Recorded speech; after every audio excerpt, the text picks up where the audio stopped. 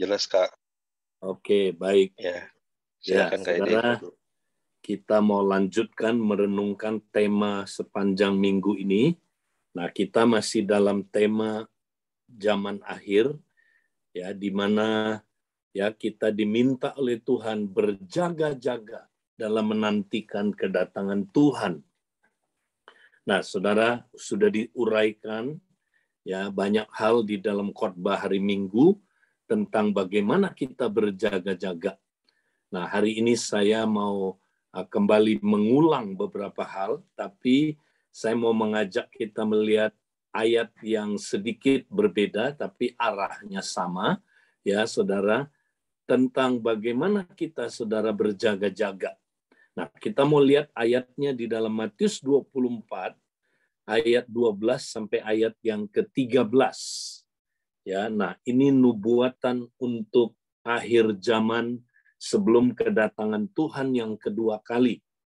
Dan karena makin bertambahnya kedurhakaan, maka kasih kebanyakan orang akan menjadi dingin. Nah, Alkitab bilang, saudara, nubuatan Matius 24, bahwa kedurhakaan akan makin meningkat di akhir zaman. Ya. Nah, akibat kedurhakaan ini, saudara, kasih kebanyakan orang menjadi dingin.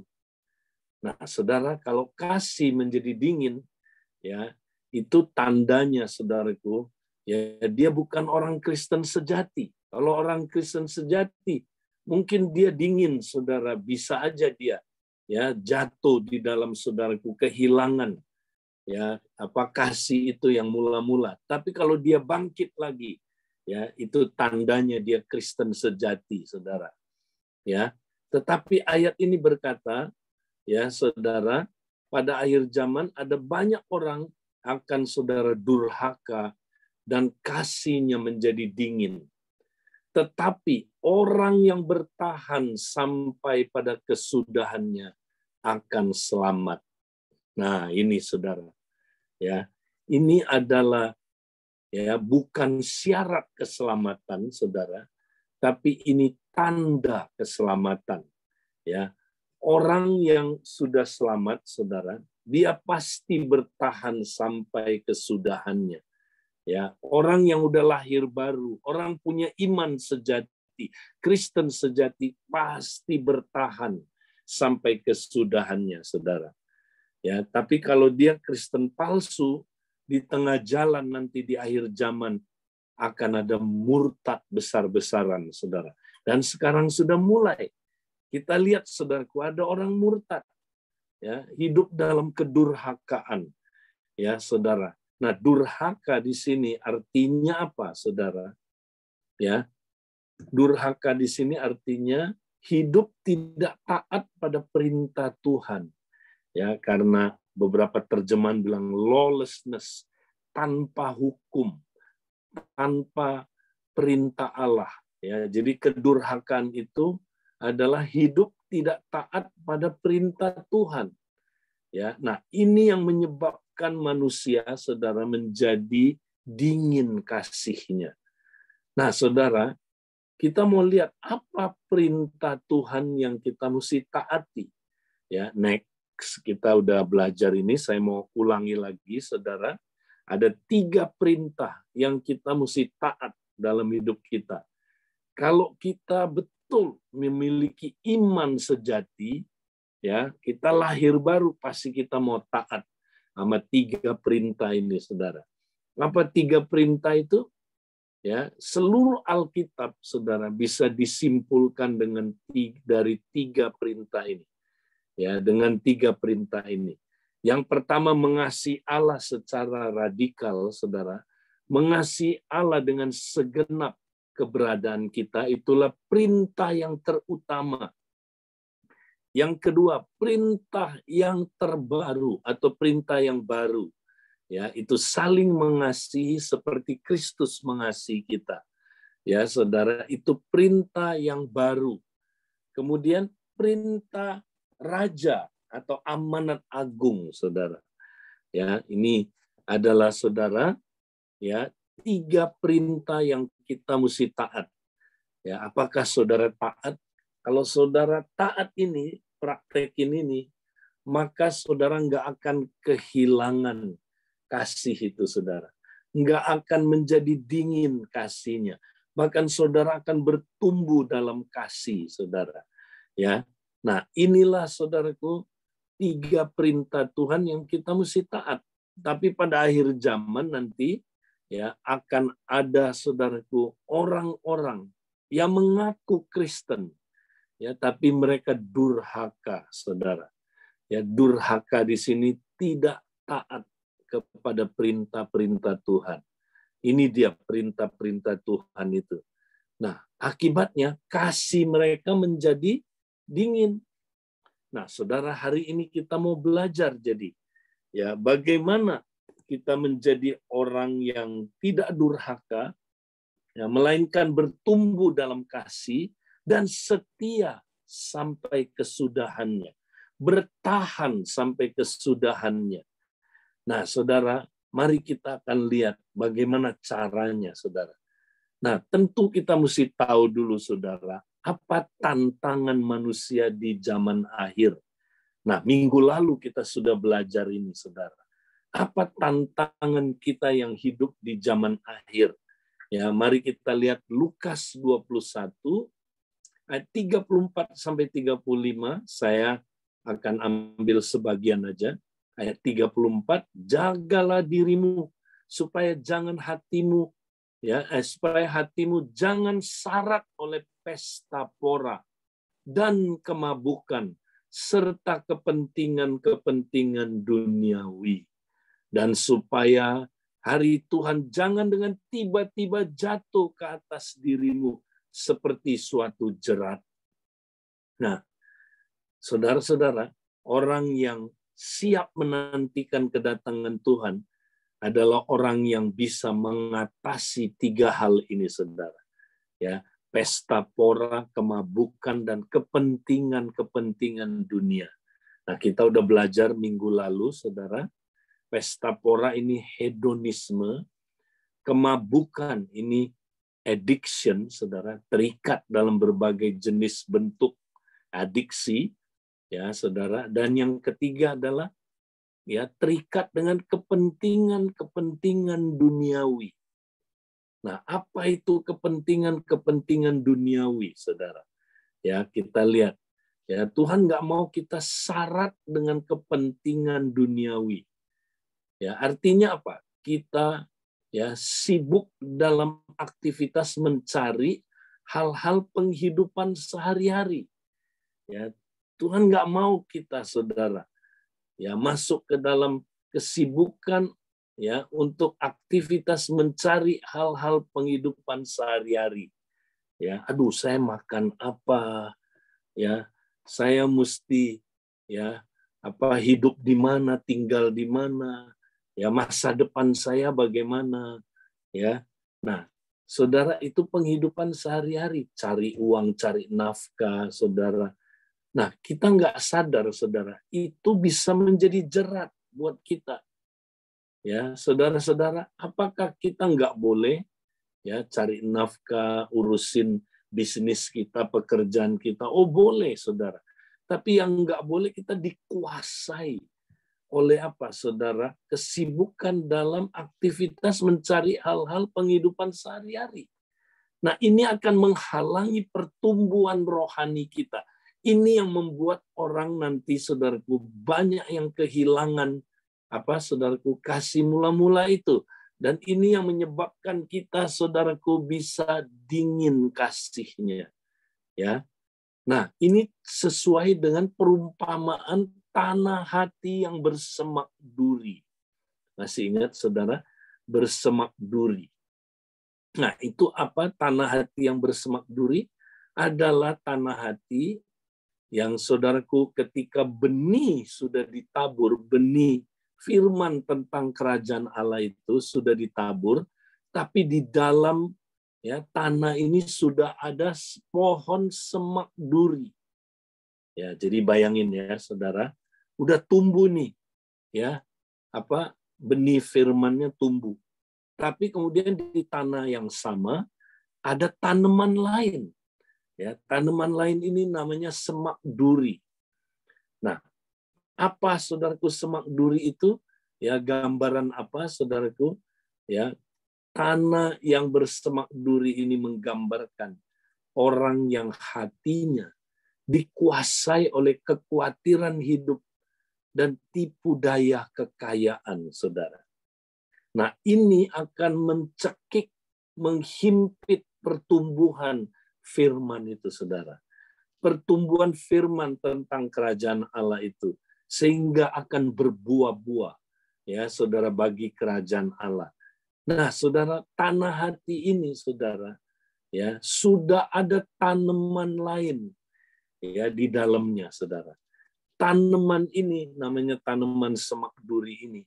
Dia, saudaraku, ya, mengambil nutrisi, ya, dari tanah yang sama, mencuri nutrisi dari apa, saudaraku, tanah yang sama ini, dan kemudian saudara mengambil energi, mencuri energi dari matahari, saudara. Ya, sehingga apa yang terjadi, saudara? Sehingga benih firman yang udah ditabur, ya, yaitu pohon apa, saudaraku, gandum yang udah ditanam ini, ya, tidak bisa bertumbuh berbuah.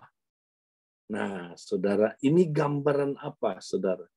Ya, orang Kristen yang mengizinkan kekhawatiran hidup dan tipu daya kekayaan bekerja dalam dirinya, menjadi pohon semak duri, sehingga dua hal ini, saudara, mencuri, mengambil waktu dari hidupnya, saudara, sehingga dia tidak bisa berbuah. Nah, apa itu kekhawatiran hidup?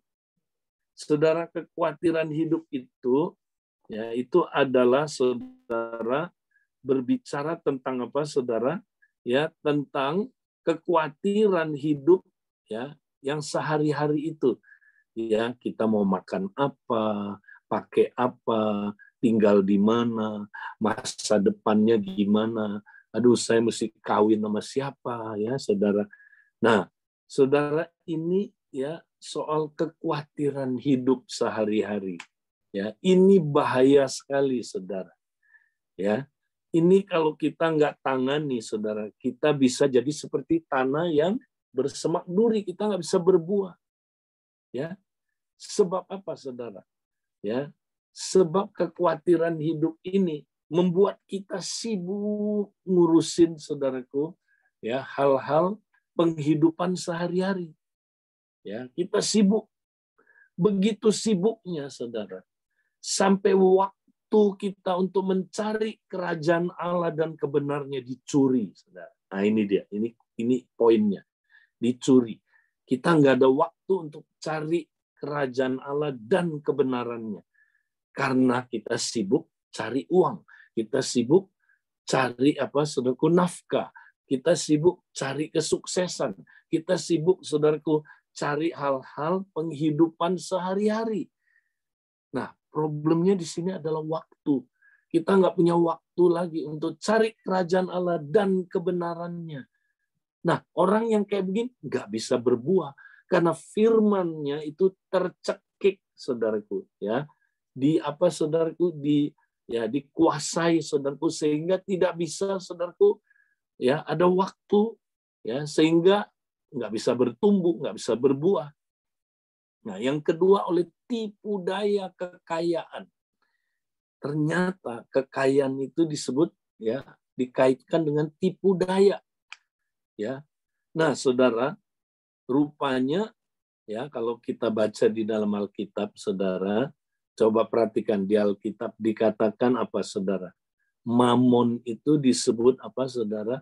Mamon yang tidak jujur. Ya, jadi dia penuh dengan tipu daya, dia tidak jujur. Ya, saudara. Nah, Mamon itu hamba yang baik, tapi dia tuan yang jahat, saudara. Ya, kalau saudara jadikan Mamon tuan, dia jahat sekali. Dia akan menipu saudara. Dan saudara, tipuannya apa? Akan merusak hidup saudara. Nah, tipu daya kekayaan itu apa aja, saudara? Ya, ini contoh-contoh aja, ya, sebagian, enggak semuanya. Ya, misalnya, saudara, tipu daya kekayaan itu salah satunya adalah saudara, hidup ini bahagia, ya, aman, nyaman kalau kita ya punya banyak harta.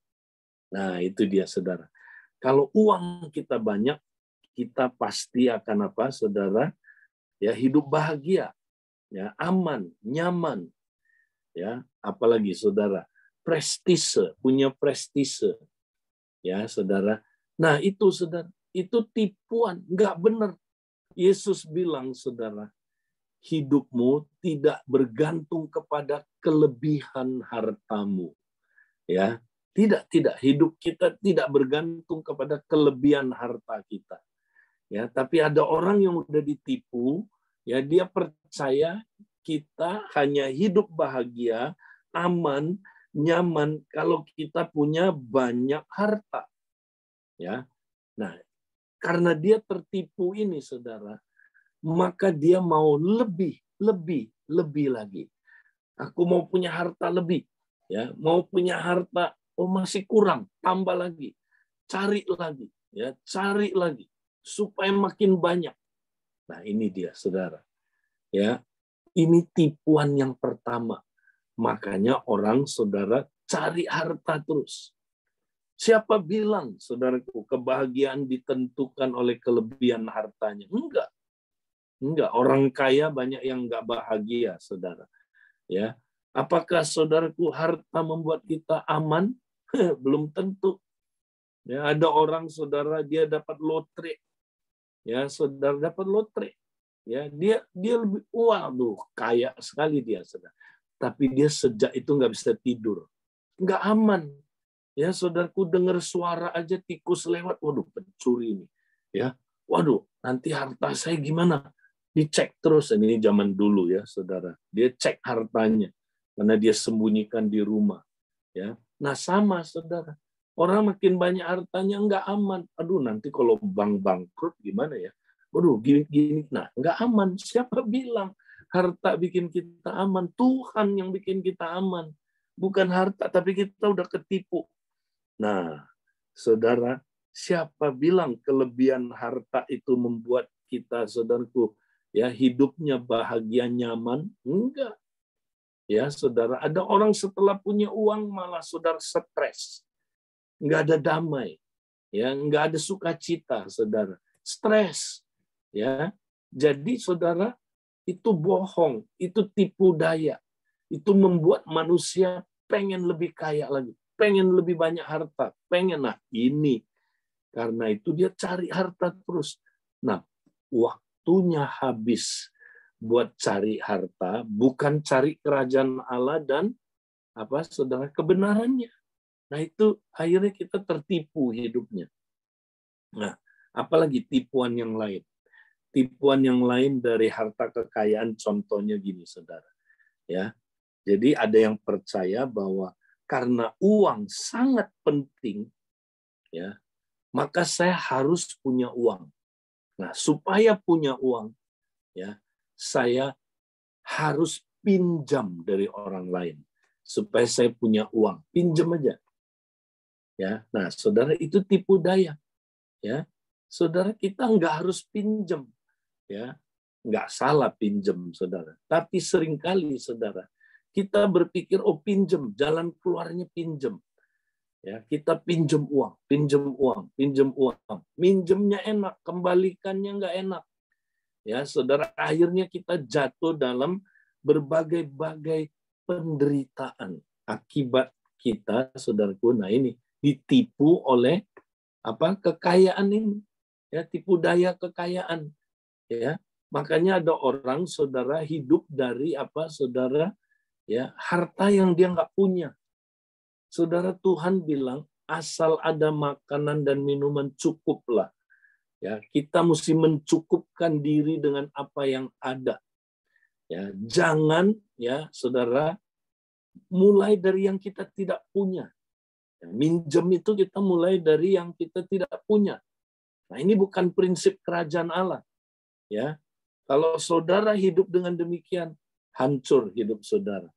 Nah, makanya sekarang, saudara, Ada orang yang saudara mau cepat kaya, betul? Cepat kaya, ini investasi ini masuk.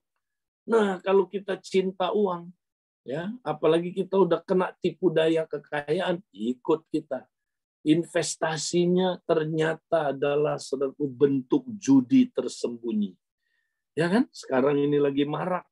Nah, saudara, yang sedihnya, ya, anak-anak Tuhan, ya, orang Kristen, ya, ada juga yang tertipu, ikutan, ya, investasi bodong, ya, investasi yang nggak benar, ya, koin-koin itu atau apa, ya, saudara. Nah, akibatnya saudara hancur kehidupannya. Nah, ini saudara, dua hal ini akan menyebabkan orang Kristen nggak bisa berbuah, saudara. Kenapa? Karena dua hal ini, kekhawatiran hidup dan tipu daya kekayaan, saudara, ya, itu akan mencuri waktu dia, ya, sehingga dia sibuk mengejar hal-hal ini, saudara. Ya, dia tidak lagi mengejar kerajaan Allah dan kebenarannya, tapi yang dia kejar ini. Nah, waktunya, saudaraku, ya, dia terikat, ya, saudaraku, dan dia nggak punya waktu untuk Tuhan, nggak punya waktu, saudara, ya, nggak punya waktu untuk kerajaan Allah, waktunya untuk hal-hal yang lain ini, saudara. Nah, inilah, saudaraku, problem manusia di akhir zaman. Kalau saudara belum menang ini, nggak bisa. Saudara nggak bisa jadi orang yang setia sampai akhir. Makanya kita mesti menang, ya. Nah, saudara, kekhawatiran hidup, ya, tipu daya kekayaan menyebabkan kita begitu sibuk mencari hal-hal ini, saudara, ya, sampai akhirnya saudara kita hidup dalam ketergesaan. Segala sesuatu tergesa-gesa, ya. Nah, mari kita lihat, saudara, next, bahwa ketergesaan adalah musuh terbesar kerohanian kita, saudara. Itu kata Dallas Willard. Ketergesaan adalah musuh besar kerohanian kita pada masa kini, ya. Anda harus mengeliminasi ketergesaan dengan keras, dengan saudaraku, kejam dalam hidup Anda. Saudara, orang yang tidak beresin, saudaraku, ya, hidupnya, ya, mengatur ulang hidupnya supaya dia tidak dikuasai oleh ketergesaan, dia nggak mungkin bertumbuh, nggak mungkin, saudara.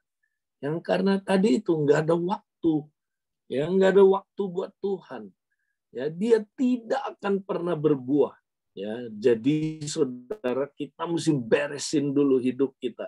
Kita dikuasai oleh ketergesaan ini enggak? Ya. Nah, Carl Jung lebih tegas lagi, dia bilang ketergesaan bukanlah dari setan, tetapi ketergesaan itulah setan. Wow. Ya, saudara, keras sekali dia, ya. Carl Jung bilang begitu. Corrie ten Boom, ya, seorang hamba Tuhan di zamannya Nazi, ya, dia selamatin begitu banyak orang Yahudi, ya, dia salah satu orang Kristen yang sangat dihormati, hamba Tuhan yang sangat dihormati oleh orang Yahudi karena dia selamatkan orang Yahudi dari pembunuhan Nazi, ya, atau saudaraku, ya, Hitler. Nah, hamba Tuhan ini bilang begini, saudara, setan tidak dapat membuat Anda berdosa, ya, tetapi dia akan membuat Anda menjadi sibuk. Nah, ini dia. Ya, setan nggak bisa membuat saudara berdosa, ya, nggak bisa, saudara. Jadi kalau saudara jatuh dalam dosa, jangan bilang, aduh, yang bikin saya berdosa ini setan. Nggak bisa. Setan nggak bisa membuat Anda berdosa. Tapi dia bisa membuat Anda nanti jatuh dalam dosa. Caranya gimana? Dia akan membuat Anda menjadi sibuk. Itu aja. Ya, jadi setan cara kerjanya bikin Anda sibuk. Nggak usah susah-susah. Kalau udah sibuk, ya, udah tidak ada waktu lagi buat Tuhan, ya, udah, saudara jatuh sendiri. Nggak pernah saat teduh, jatuh sendiri.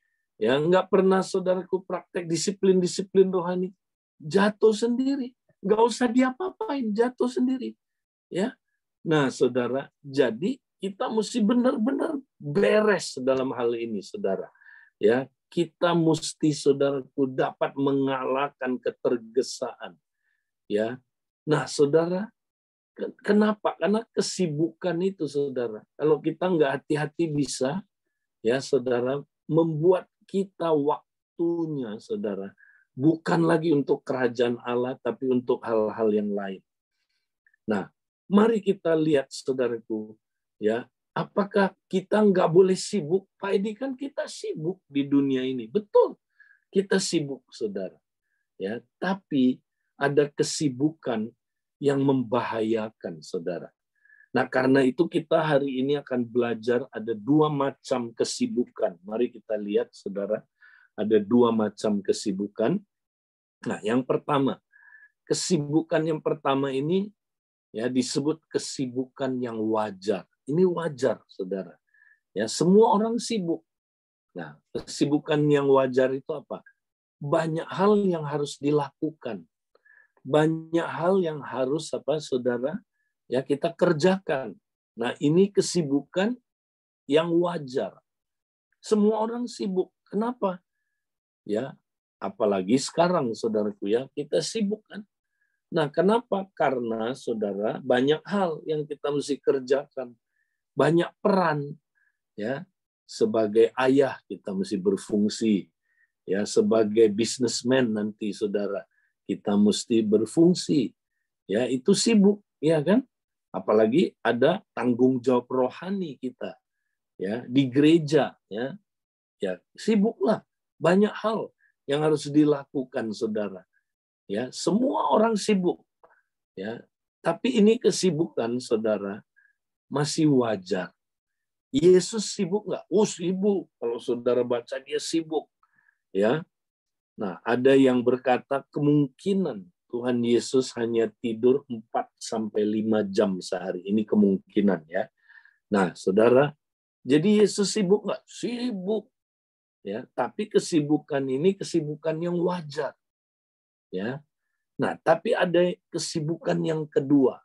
Ini kita sebut kesibukan yang tidak wajar.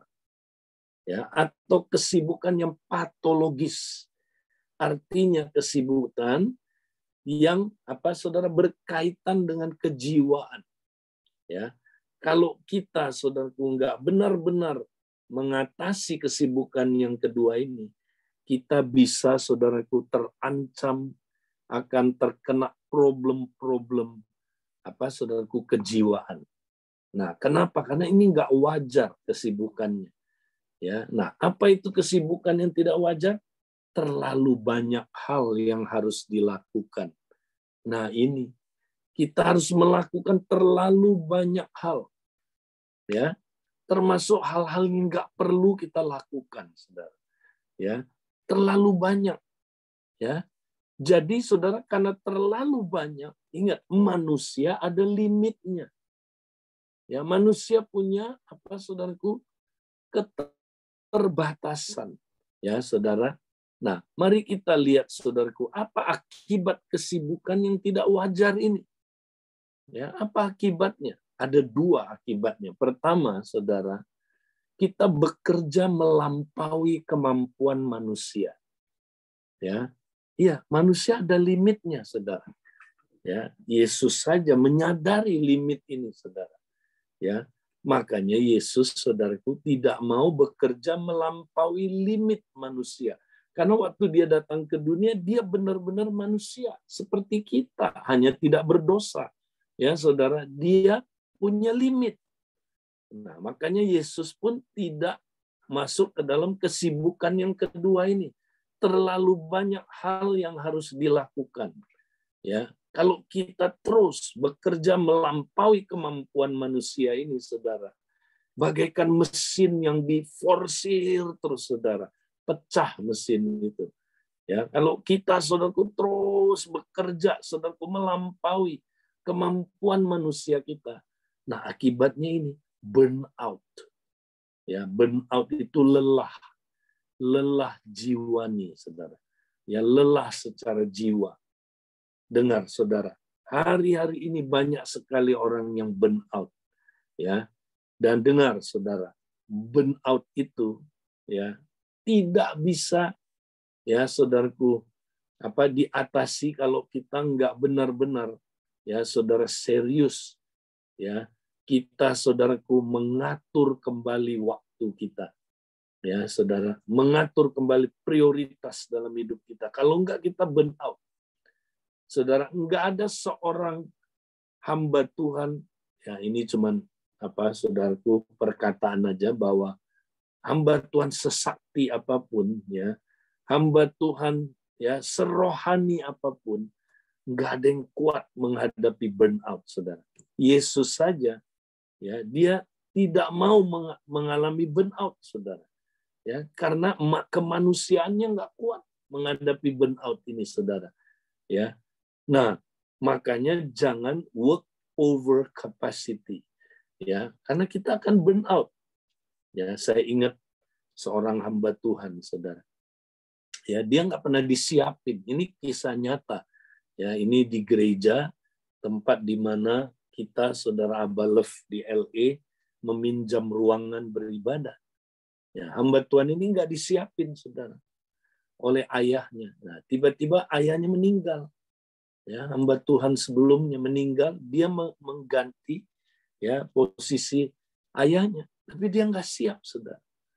Ya, nah begitu dia masuk jadi hamba Tuhan, saudara, dia begitu sibuk. Nah, dia begitu, saudaraku, harus urus ini, urus itu, dia nggak pernah disiapin. Burn out lah dia, saudara, stres. Ya, masuk ke dalam problem kejiwaan, saudara.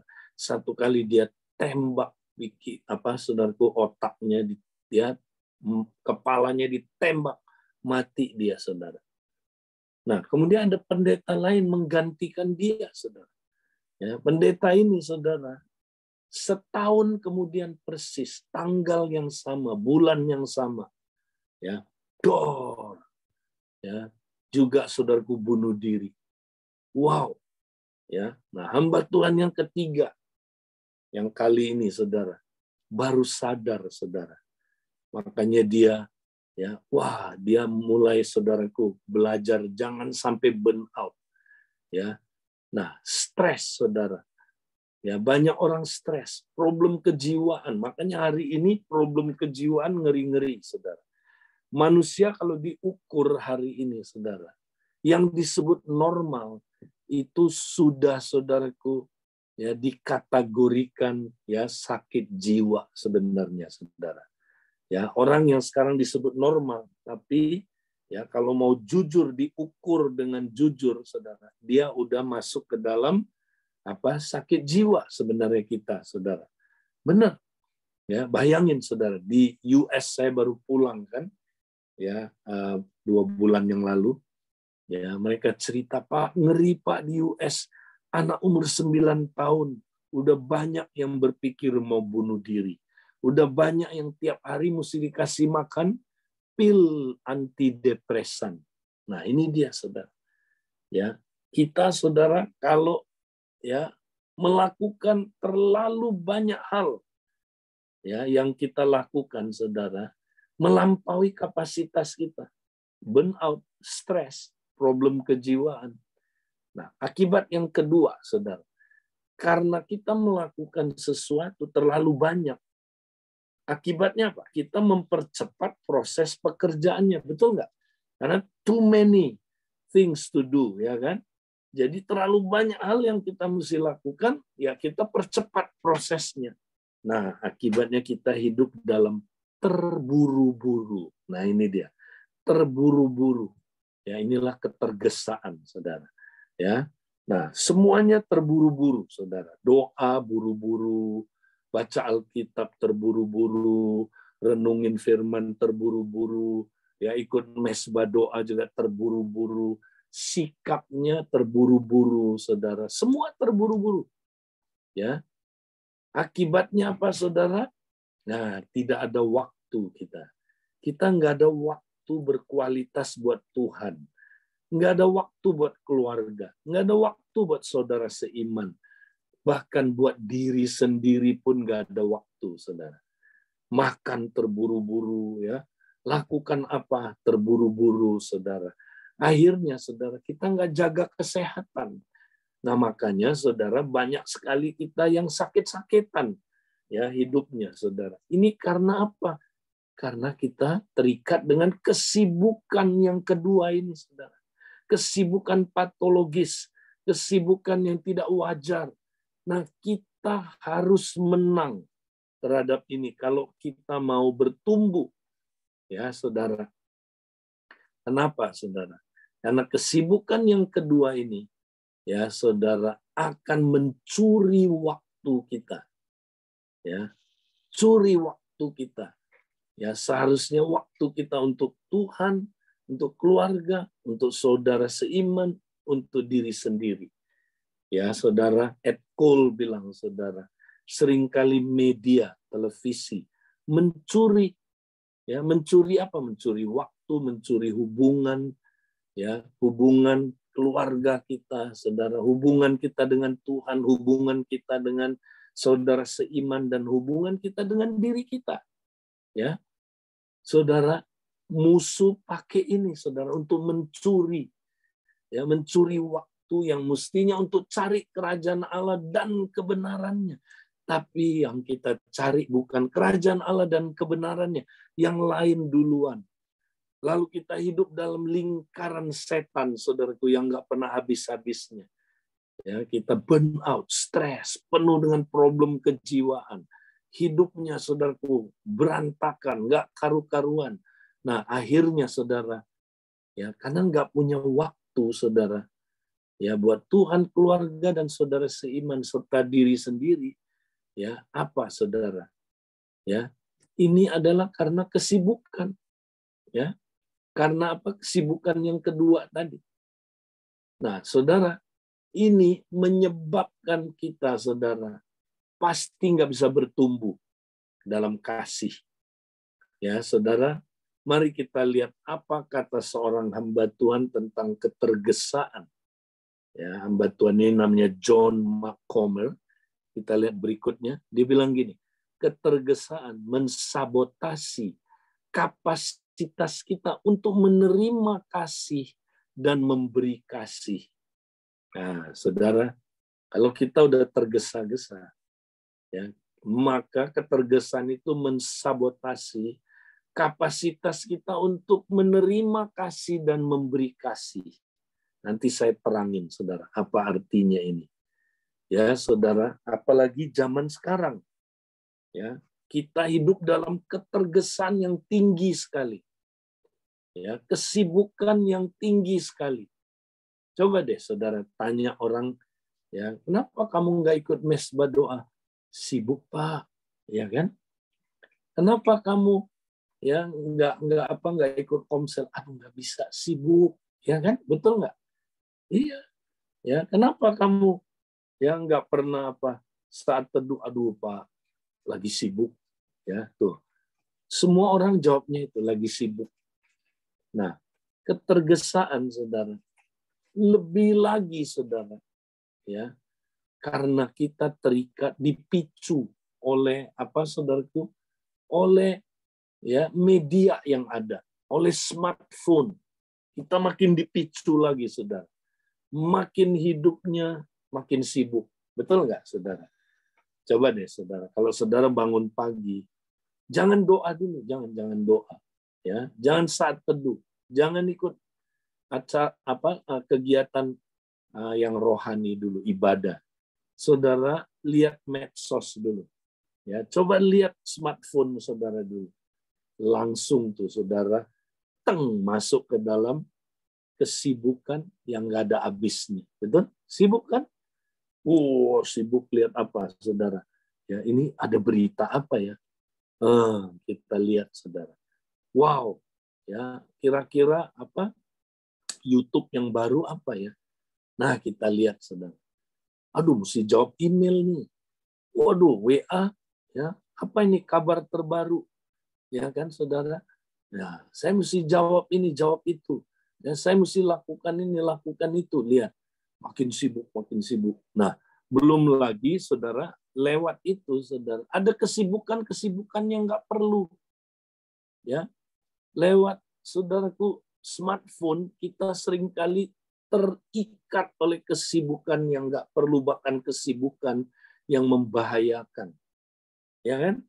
Coba kalau udah lihat pornografi, wah, kita, saudaraku, ya bukan 5 menit bisa, saudaraku, kejebak lihat jam-jaman. Nah, itu dia, saudara. Nah, ini kita habis waktu untuk hal-hal yang, saudara, nggak perlu, bahkan hal-hal yang berdosa. Ya, kita kejebak ke situ, saudaraku, ketergesaan. Nah, makanya, saudara, kita kalau nggak mengalahkan ketergesaan, nggak bisa kita bertumbuh berbuah dalam kasih, nggak bisa. Karena untuk mengasihi, kita harus menerima kasih. Ya, dan untuk menerima kasih perlu waktu. Memberi kasih itu perlu waktu. Saudara, kita harus terima kasih dulu, baru kita bisa memberi kasih. Kenapa? Karena kita nggak bisa langsung mengasihi sebelum kita menerima kasih. Karena kasih itu bukan dari kita.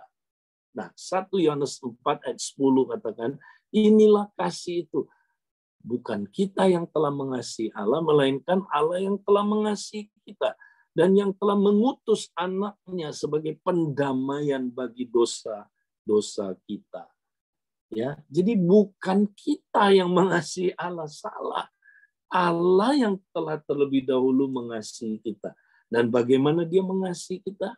Ya, dengan memberkati kita dengan sebuah rumah. Amin. Yang amin ketiduran kali ya. Dengan apa, saudaraku? Memberikan kita mujizat, memberikan kita apa, saudaraku? Ya, banyak hal, berkat. Bukan. Ya, bagaimana Allah mengasihi kita? Yang telah mengutus anaknya sebagai pendamaian bagi dosa-dosa kita.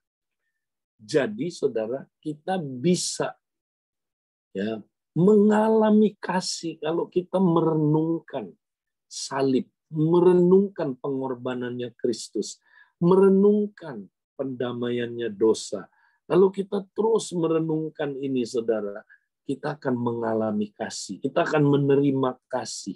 Nah, kalau kita udah menerima kasih, kita baru bisa memberi kasih. Nah, 1 Yohanes 3:16 katakan demikian. Demikianlah kita ketahui. Nah, kata ketahui di sini bukan cuma pengetahuan otak, bukan. Ya, sampai apa, saudaraku, mendapat pencerahan. Ini dia. Demikianlah kita ketahui kasih Kristus, yaitu bahwa ia telah menyerahkan nyawanya bagi kita. Nah, buat saudara ini sudah jadi pencerahan belum? Ya, bahwa dia telah menyerahkan nyawanya. Ada orang baca ini biasa aja. Oh gitu, iya ya. Oh, dia telah menyerahkan nyawanya. Tapi saudara betul-betul ngalamin nggak? Betul-betul ini jadi pencerahan nggak? Tuang gitu ya. Wow, dia telah menyerahkan nyawanya. Dia ngalamin, saudara. Maka orang yang demikian, dia pun bisa menyerahkan nyawanya untuk saudara-saudaranya. Nah ini, saudara. Kalau kita nggak pernah menerima kasih, kita nggak bisa memberi kasih. Oke? Nah ini penting, saudara. Jadi, kalau kita mau bertumbuh dalam kasih, saudara, ya, supaya kita nggak durhaka pada akhir zaman, ya, menjadi dingin kasihnya, dan supaya kita setia sampai akhir, sampai Yesus datang kita setia, ya saudara, maka kita mesti bertumbuh dalam kasih, ya, praktek bertumbuh dalam kasih. Nah, bagaimana? Ya, kita lihat hari ini, saudaraku, ada 3 langkah, ya, untuk kita, saudara, bertumbuh dalam kasih. Ya, kata kuncinya adalah memberi waktu. Sekali lagi, saudara, memberi waktu. Kalau saudara tidak memberi waktu, forget it. Saudara mau tahu teori-teori yang terbaik, nggak ada gunanya. Beri waktu, saudara. Ya, maka saudara mesti set ulang. Ya, saudara mesti atur ulang waktu saudara sesuai dengan prioritas yang benar. Ya, dan kemudian, saudaraku, ya, mulai slowing down. Jangan tergesa-gesa, slowing down. Ini nggak mudah, saudara. Tapi inilah yang kita mesti lakukan. Kalau enggak, kita nggak bakal tumbuh aja, saudara, dalam Tuhan. Nggak bisa. Nah, untuk bertumbuh dalam kasih, pertama kita harus memberi waktu untuk mendengar firman tentang kasih. Yang tadi, kalau kita nggak merenungkan betapa besarnya kasih Kristus buat kita, direnungin terus ini, saudara. Betapa besarnya pengampunan Dia buat kita, betapa besarnya kasih Dia. Ya, saudara, kita renungkan ini terus. Ya, kalau kita nggak terus ya renungkan firman tentang kasih ini, ya nggak mungkin kita bisa ya mendapat pencerahan dan menerima kasih itu. Ya, kalau kita nggak menerima, kita nggak bisa memberi. Nah, jadi mendengar firman. Nah, orang, saudara, ya bisa bertumbuh dalam kasih bukan hanya mendengar firman tentang kasih. Ya, tapi yang kedua, dia mesti mengalami kasih Tuhan lewat apa? Persekutuan dengan Kristus. Ya, tinggal dalam Kristus. Ini artinya tinggal dalam Kristus. Ya, bagaimana kita berbuah sebagai carang? Kita mesti tinggal di dalam Kristus dan Kristus di dalam kita. Ya, baru kita berbuah lebat, ya kan, saudara? Nah, untuk tinggal langkah pertamanya apa? Spending time. Ya, kita memberi waktu. Kalau nggak memberi waktu yang berkualitas, saudara, semua buru-buru, doa buru-buru, ya baca Alkitab buru-buru, semua buru-buru. Ya nggak pernah kita bisa tinggal di dalam Kristus, saudara. Ya, untuk tinggal itu perlu waktu, ya kan? Nah, itu bicara kaitannya sama waktu. Ya, apakah kita beri waktu untuk apa, saudara? Bersekutu dengan Kristus. Ya, bersekutu aja, saudara. Beri waktu. Ya, praktek yang namanya doa yang kontemplatif. Ya, bukan hanya doa syafaat, doa peperangan, doa memerintah, ya, saudara. Ya, itu baik. Ya, itu semua baik. Tapi, saudara, ada tempatnya. Kita sering nggak praktek namanya doa kontemplatif. Ya, doa lebih banyak apa, saudara? Merenung. Tuhan, terima kasih Tuhan. Ya, kita baca satu ayat tentang salib misalnya. Kita renungin. Tuhan, Kau luar biasa Tuhan. Kau mau mati buat aku Tuhan. Tuhan, coba bayangkan Tuhan. Kau seperti seseorang yang datang ke pasar budak. Mencari seseorang budak yang paling jelek. Tuhan, akulah budak yang paling jelek, yang tidak berguna. Akulah budak yang sebenarnya nggak layak menerima kasih karunia-Mu, Tuhan. Tuhan, tapi Engkau layakkan aku. Terima kasih, Tuhan. Kau begitu baik buat aku, Tuhan. Siapakah aku ini, Tuhan? Terima kasih, Tuhan. Saudara, itulah tinggal dalam Kristus, saudara. Renungkan salib, saudara. Ya, waktu itu saudara terima kasihnya Tuhan. Nanti kalau saudara terima kasihnya Tuhan, baru saudara bisa memberi kasih. Ya, jadi tiap hari kita mesti terima kasihnya Tuhan lewat perenungan salib, saudara. Ya, nah ini yang langkah kedua. Langkah ketiga, saudara. Ya, kita nggak bisa tanpa langkah ketiga ini. Memberi dan menerima kasih dalam komunitas, saudara. Sekali lagi, kalau Anda tidak pernah ya menerima kasih, Anda tidak dapat memberi kasih. Ya, jadi mari kita memberi kasih dan menerima kasih dalam komunitas. Ya, saudara, ini penting. Penelitian, ya, baik saudaraku secara teologi, ya, maupun saudaraku secara psikologis, ya, secara apa alkitabiahnya, maupun dalam praktek, kita tahu, saudara, semakin orang menerima kasih, ya, semakin dia bisa memberi kasih. Ya, semakin banyak orang menerima kasih, semakin banyak dia bisa memberi kasih. Nah, itu hanya bisa terjadi, saudara, kalau kita hidup dalam komunitas. Ya dong, tanpa komunitas kita nggak bisa, saudara, memberi dan menerima kasih. Kalau kita sendirian aja, saudara, mana bisa kita memberi kasih? Yang mau memberi kepada siapa? Bagaimana kita bisa menerima kasih dari sesama? Ya, nggak bisa, saudara. Harus ada komunitas baru kita bertumbuh dalam kasih. Nah, makanya saudara, ayat yang terakhir kita mau baca, ya, di akhir zaman Tuhan nasihatkan kita dalam Ibrani 10, ya, penulisnya menasehati kita, diilhami oleh Tuhan.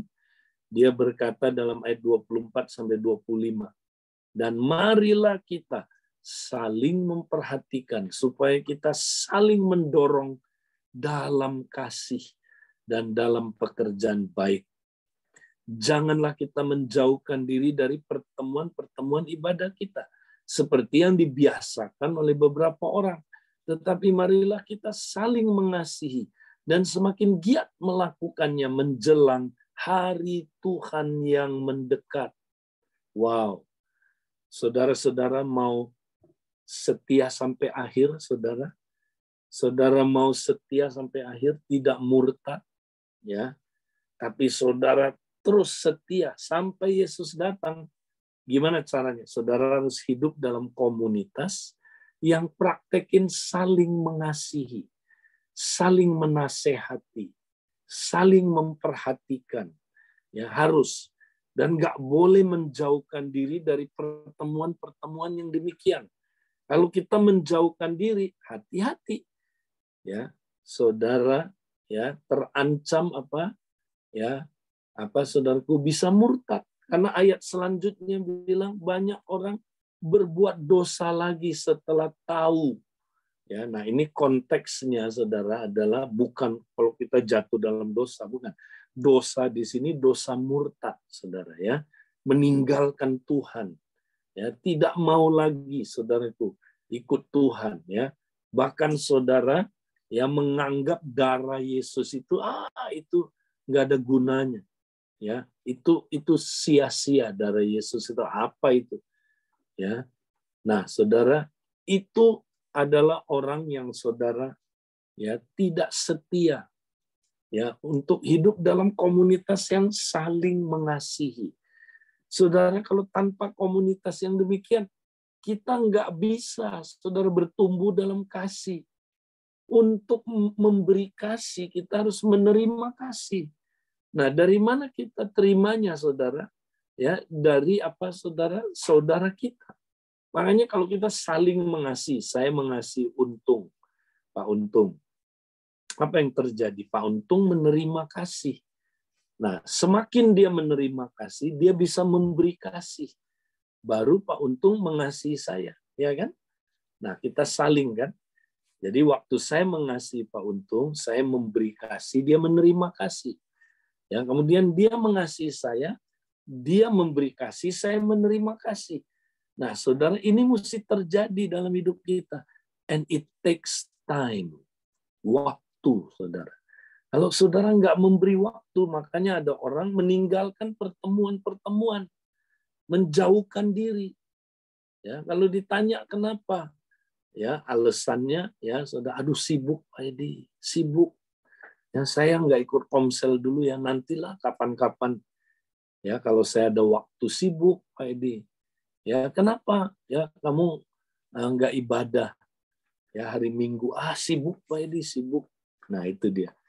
Saudara, ini adalah hal yang sangat mengerikan, saudara. Maukah saudara hidup mengalami kasih Kristus terus? Ya, menerima kasih dan memberi kasih dalam komunitas. Saudara, kalau kita praktek ini dahsyat, kita akan bertumbuh dalam kasih, saudara. Coba, kasih itu definisinya apa? Ya, selalu kaitannya sama apa, saudara? Sama waktu juga. Kasih itu panjang sabar. Artinya apa? Tidak tergesa-gesa. Ya, kasih itu sabar, ya, itu berkaitan sama waktu. Ya, saudara mau Ya, saudara, mengasihi seseorang mesti sabar. Nah, sabar itu berkaitan sama waktu. Ya, tergesa-gesa nggak bisa orang yang sabar. Ya, hidup tergesa-gesa nggak bisa. Ya, saudara, kita panjang itu apa? Kasih itu apa, saudara? Murah hati. Ya, saudara, murah hati.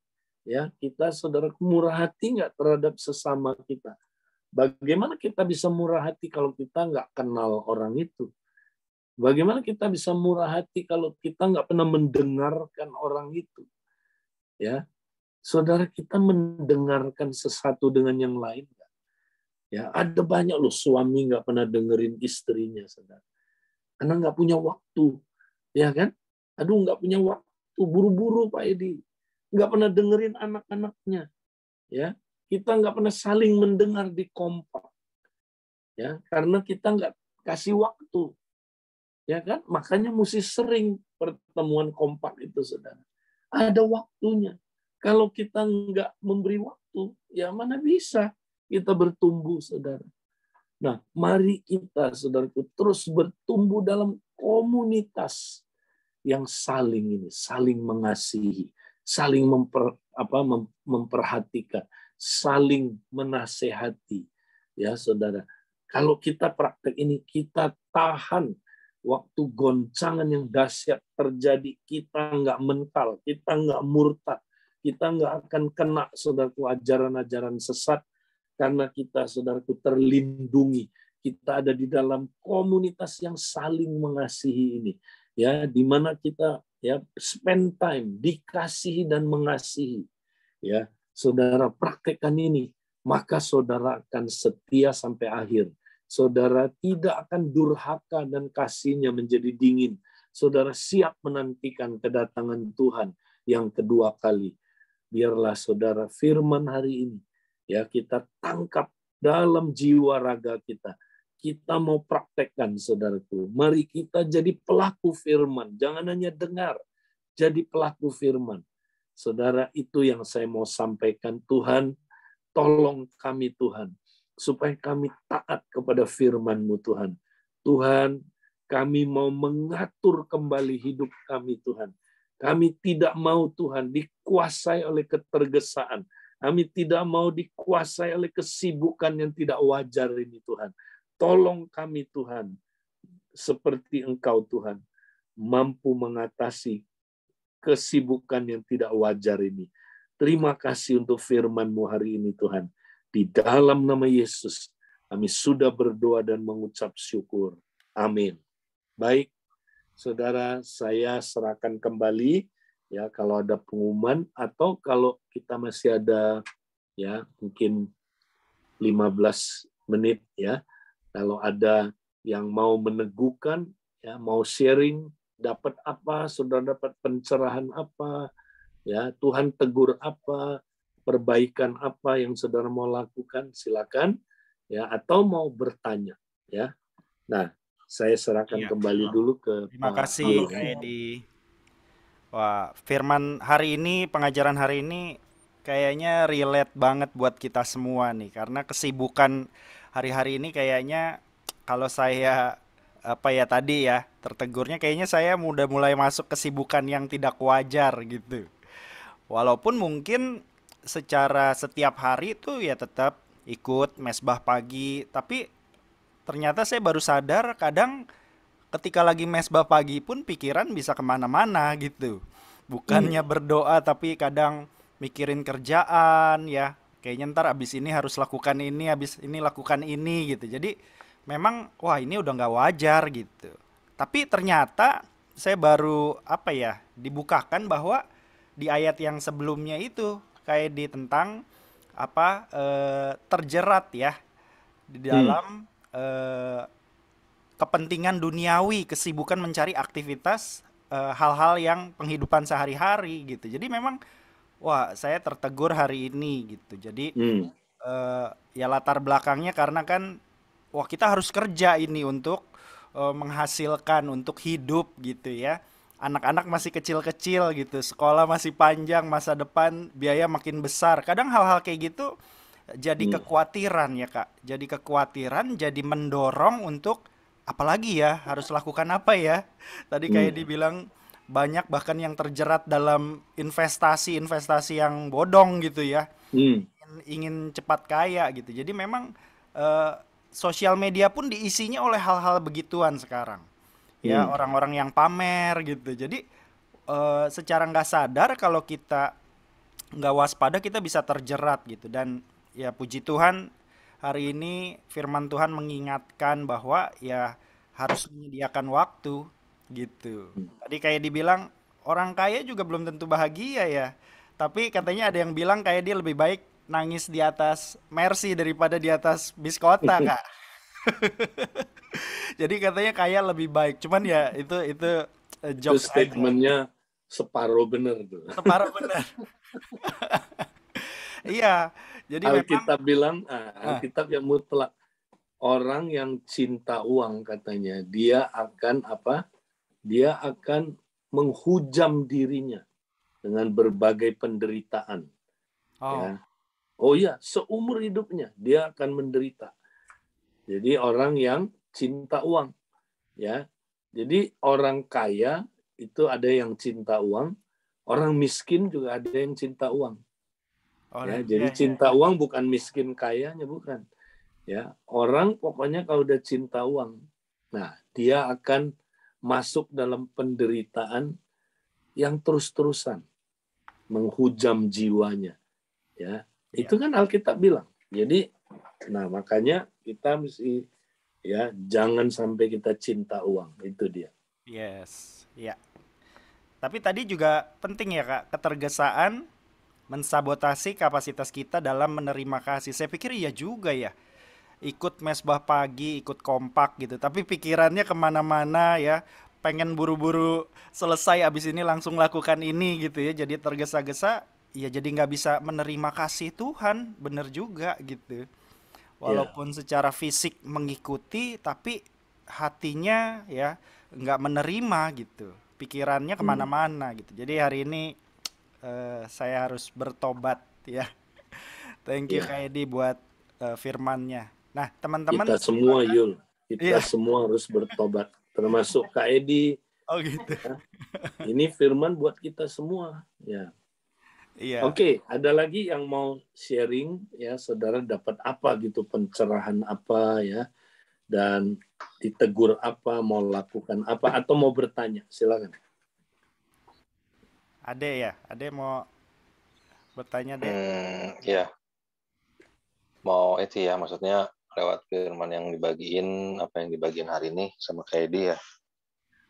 Ya, ya itulah bertobat ya, bertobat. Maksudnya dengan apa ya, lepas dari pandemi lah istilahnya ya. Tapi kesibukan terus gitu ya. Kesibukan kita hari-hari ini gitu ya. Maksudnya secara rohani kayaknya terlalu semangat enggak, kayak datar-datar aja gitu.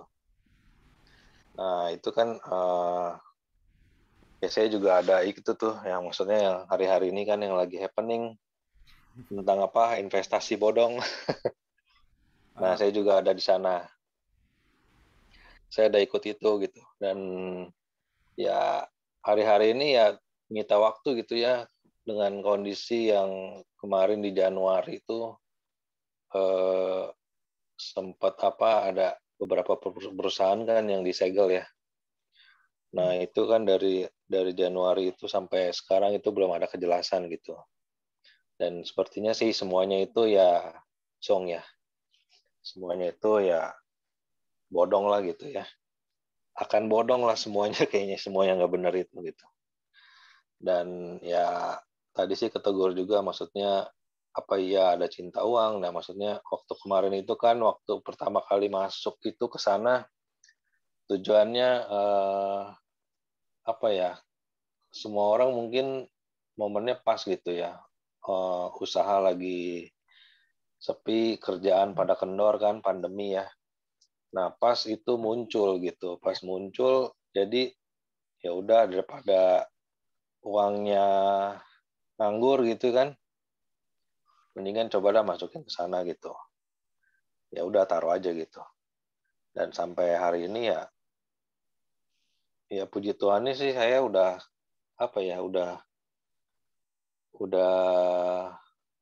profit gitu ya dari situ ya. Tapi kan ada pihak-pihak lain yang mungkin baru masuk gitu, yang terakhir masuk kan istilahnya yang kerugian besar gitu ya. Nah, kasihan juga gitu. Ya dari situ sih maksudnya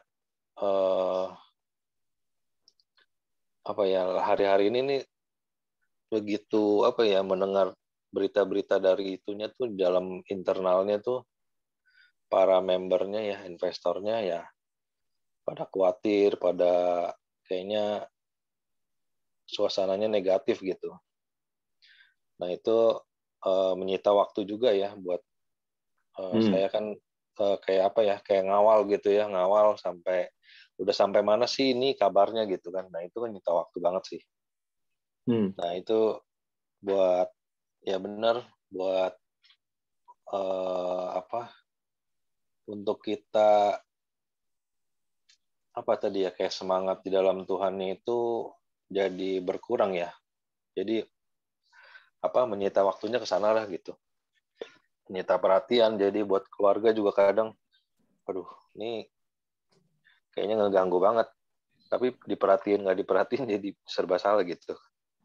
Jadi tapi sekarang ini ya udahlah, maksudnya kalau memang ini bisa misalkan kayak modal kan masih di sana, kalau memang bisa cair ya cair gitu ya, kalau nggak bisa ya udahlah. Karena kan semua udah jadi keputusan gitu ya untuk masuk ke sana, dan apapun hasilnya ya harus diterima gitu. Ya itu aja Kak. Thank you buat firman-nya ngingetin untuk lebih dekat lagi ya sama Tuhan gitu. Thank you untuk Jadi sharingnya. sekalian Kedi mungkin kaitannya sama adik, mungkin jelasin aja kaitannya itu Kak, kaitannya sampai orang yang dimaksud cinta uang itu seperti apa sih Kak? Itu kan ada kaitan sama adik itu. Ya. Orang cinta uang karena tadi dia ditipu oleh jadi tipu daya kekayaan itu ya. Jadi konsep dia tentang uang salah. Nah, itu yang makanya mesti praktek disiplin cara memandang uang. Itu Yesus ajarin di Matius 6. Ya kan? Nah, ini modul SPK pengabdi ini ya. Jadi di situ diajarin cara kita memandang uang seperti apa. Karena mesti benar. Kalau nggak benar, kita ditipu oleh uang. Ya, oleh tipu daya kekayaan ini kan. Nah, yang tadi ya, uang bisa membuat kita bahagia ya. Bisa kelebihan harta kita menyebabkan kita bahagia ya, hidup nyaman, hidup aman ya. Memberi kita hidup. Nah, salah enggak. Yesus bilang kita ya, hidup kita tidak ditentukan oleh kelebihan harta kita.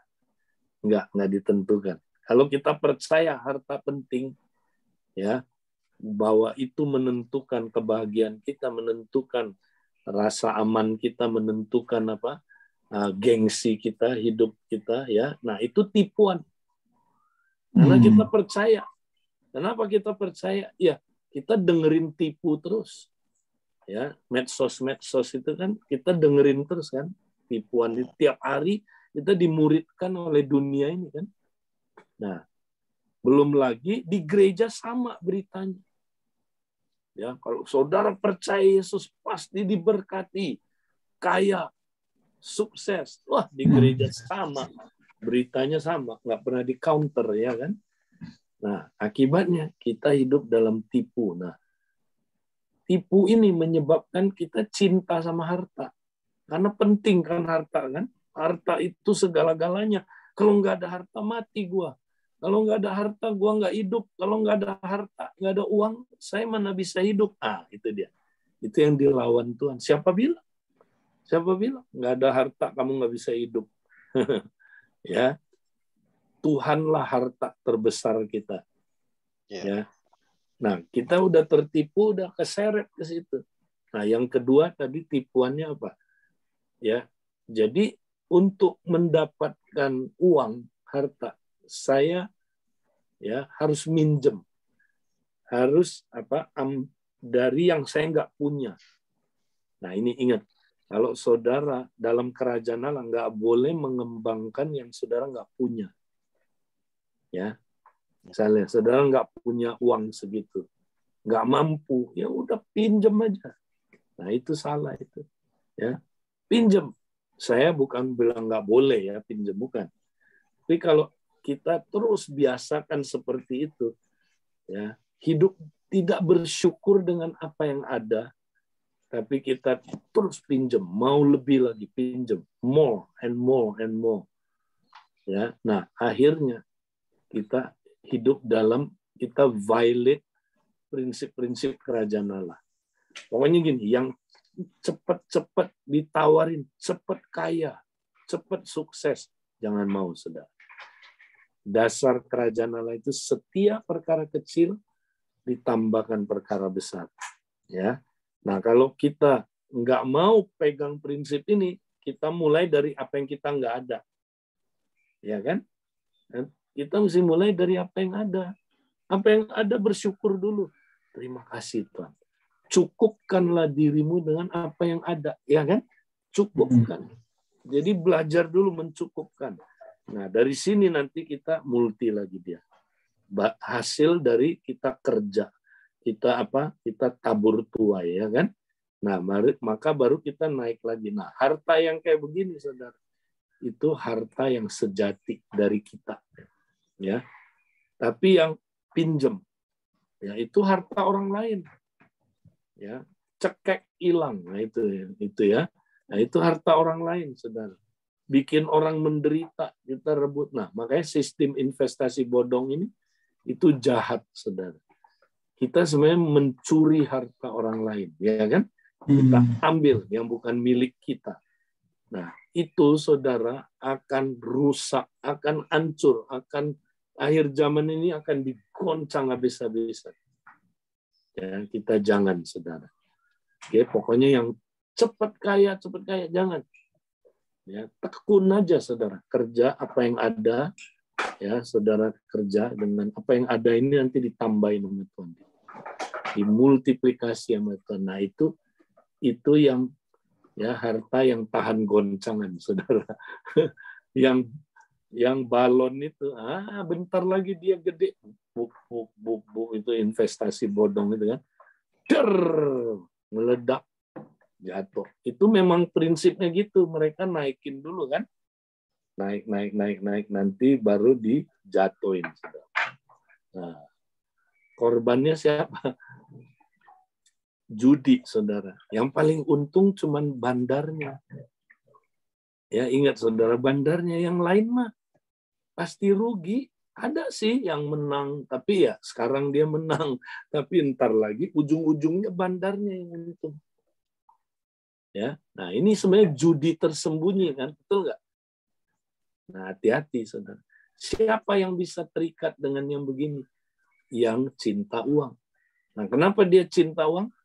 Karena tertipu. Uang itu penting. Uang itu nomor satu. Uang, itu dia, tertipu dia. Untuk dapat uang mesti pinjam. Enggak, saudara. Mulai dari yang kita punya, kita bisa, saudara, multi. Ya, nanti Tuhan tambahin. Asal kita setia perkara kecil. Ya, jadi itu Pak Untung saya tambahin. Jadi jangan tertipu dengan keserakahan kalau ya kayak. Sebenarnya kan serakah itu ya. Iya. Ya, cinta uang itu kan sebenarnya mengakibatkan kita serakah kan. Mau lebih. Karena kita percaya kita hidup berdasarkan kelebihan hartanya.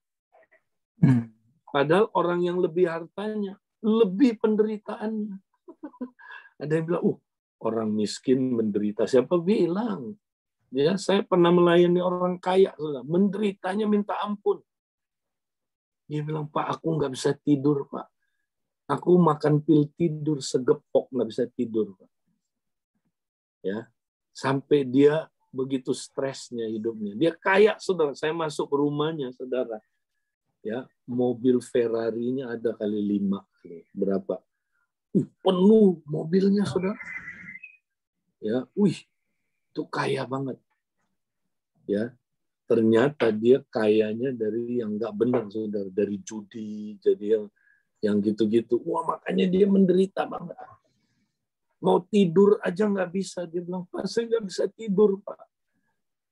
Saya 1 hari buka jendela, saya lihat di seberang saya ada itu, Pak, pengemis lagi tidur. Saya ngiri sama dia. Dia bisa tidur, kenapa saya nggak bisa tidur? Saya lebih menderita dari dia. Sampai 1 hari, saudara, dia cium telapak kaki ibunya. Karena dia pernah dengar surga ada di bawah telapak kaki ibu. Dia cium, sampai cium kaki, telapak kaki ibunya. Karena pengen bahagia, pengen surga. Tapi yang dia alamin neraka. Ya. Nah, jadi saudara, orang kaya juga menderita. Jangan pikir orang miskin aja, enggak. Akarnya apa? Cinta uang. Ya kan? Itu dia. Oke, Kak. Yul, itu ada pertanyaan di grup, tolong dibacakan. Satu pertanyaan lagi.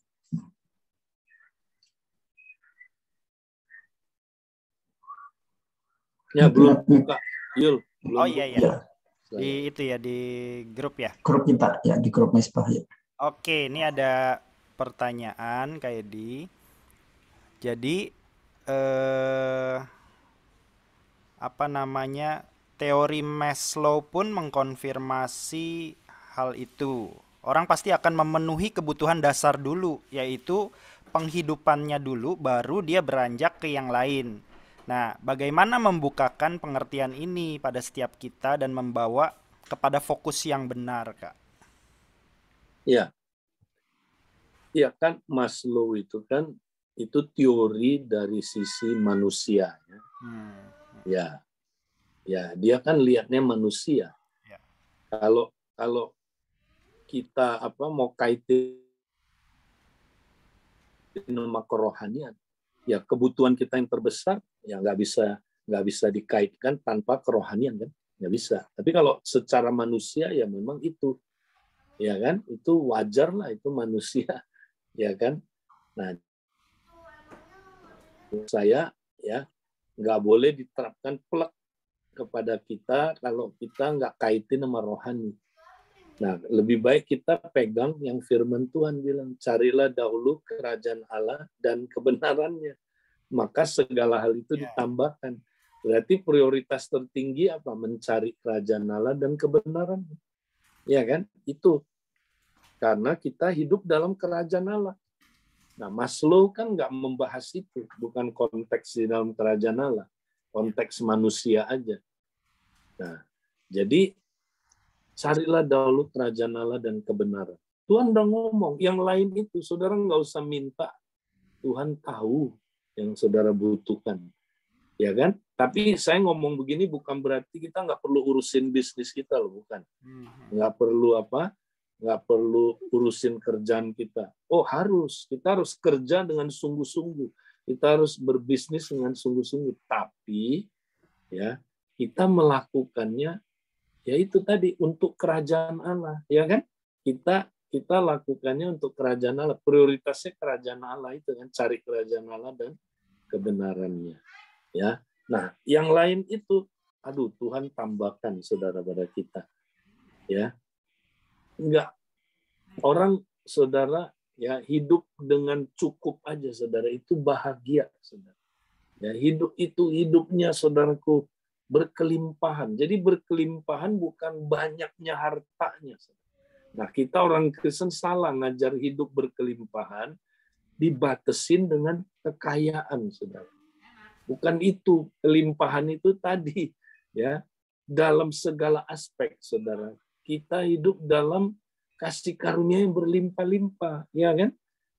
Nah, kalau kita digoncang, nggak tergoncangkan. Nah, itu kan kasih karunia yang berlimpah-limpah.